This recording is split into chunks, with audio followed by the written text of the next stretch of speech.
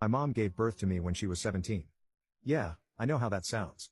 From what I've heard, she used to sleep around so much in high school that she doesn't even know who my father is.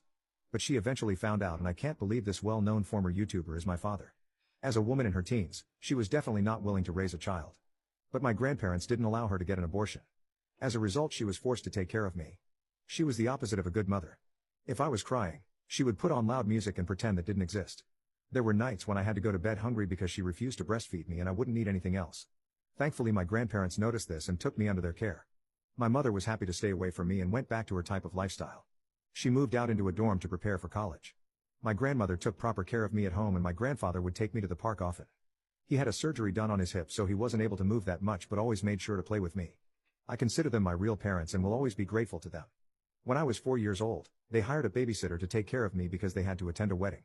On their way back, they had a terrible accident and unfortunately didn't make it. As a kid at the time, I didn't know that my life was about to become a living hell.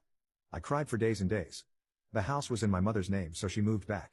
It's like she was happy that her parents were gone, because she began having late night parties in the house literally a week later. She became the queen of her college because she had an empty house where everyone could hang out and do substances. At that time I still wasn't over the passing of my real parents, so I would cry violently in my room. Sometimes my cries would reach downstairs and I guess her friends asked about it because she would barge into my room with anger on her face and put tape over my mouth. Then she would proudly say, "If you keep crying, I'll throw you out the window." So I would cover my mouth with my hands and cry with a muffled voice. I remember having to beg her for food because she would always be hungover. After a few months of this kept repeating, she became fed up with me and took me to another state. I was excited because I thought we were finally going to spend time as a family.